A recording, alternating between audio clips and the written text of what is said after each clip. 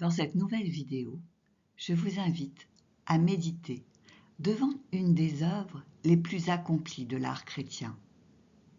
Elle est une contemplation silencieuse du mystère même de la Trinité. Cette icône, écrite par Andrei Roublev, porte deux noms.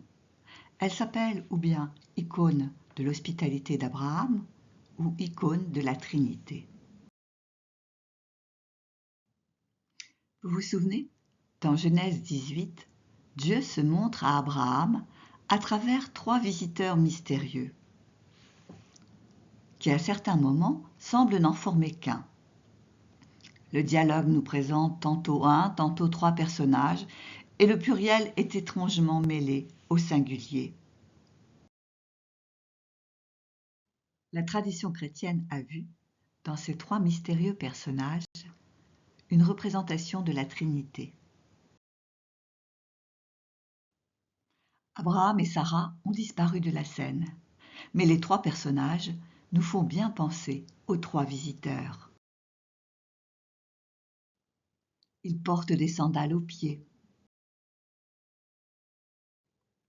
Ils tiennent un bâton de pèlerin à la main. Et ils sont assis autour d'une table sur laquelle est posée une coupe. Et leurs ailes et leurs auréoles montrent bien que ce sont des envoyés de Dieu.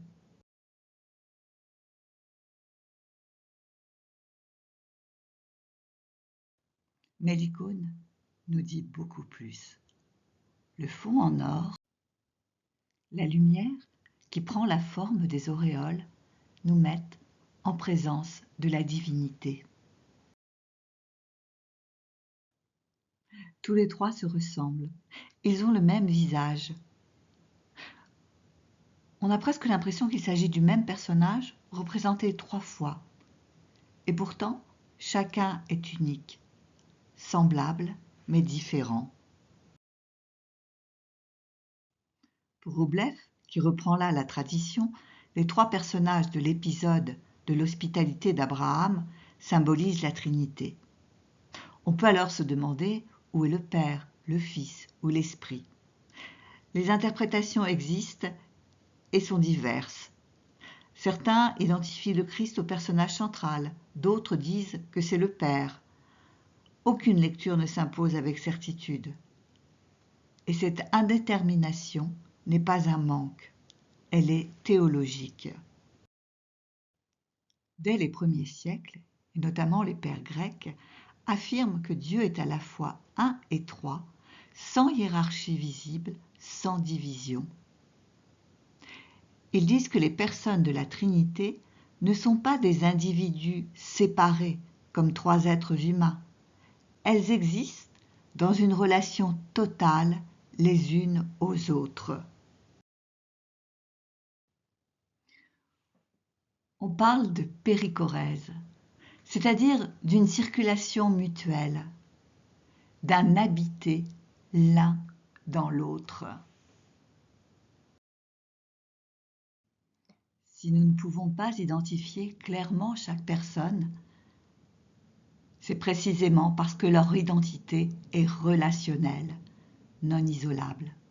Chacune est entièrement tournée vers les deux autres. Leur regard ne se fixe pas sur nous, mais circule entre elles. Leur être est dans ce mouvement d'amour partagé. Nous sommes habitués à nommer, à classer, à reconnaître. Et ici, cela n'est pas possible. Et cet échec devient comme une porte spirituelle. Ne pas savoir qui est qui, c'est être invité à entrer dans une autre manière de comprendre. Non plus par la maîtrise intellectuelle, mais par la contemplation.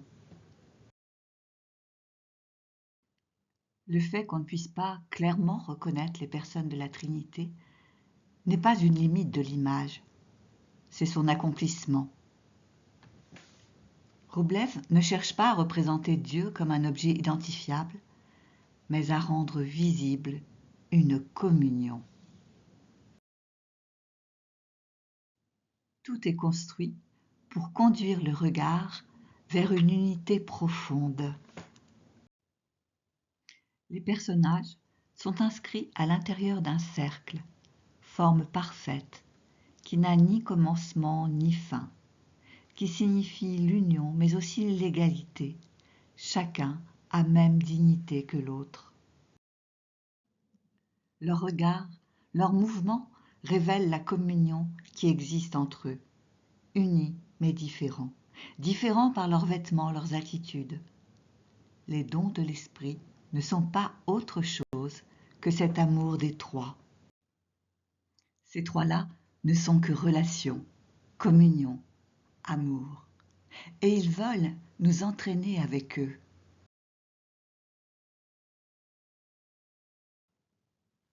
Et vous avez remarqué, un côté de la table est libre pour que nous venions, nous aussi, nous asseoir et vivre de la vie trinitaire.